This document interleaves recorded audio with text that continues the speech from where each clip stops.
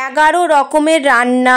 হে guys, another mini blog. তো রান্না পুজো, কাদের কাদের বাড়িতে রান্না পুজো হয় আমাকে বলো। রান্না পুজোটা হলো পরের দিন মনসা পূজা, তার আগের দিন রাত্রিবেলায় রান্না পুজো করতে হয়। এর মেন জিনিস হলো সজনে শাক, তার সাথে অনেক রকমের ভাজাভুজি থাকে, তরকারি, আর হলো আমড়ার চাটনি।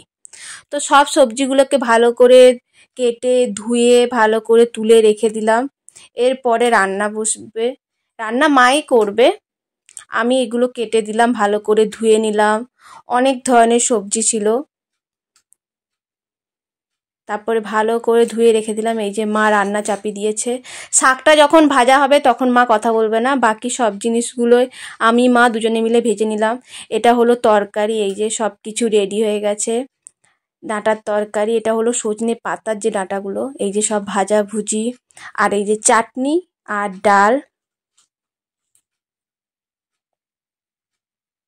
সব খাওয়ার নিয়ে খেতে বসে গেছি, কলা পাতায় খেতে হয়।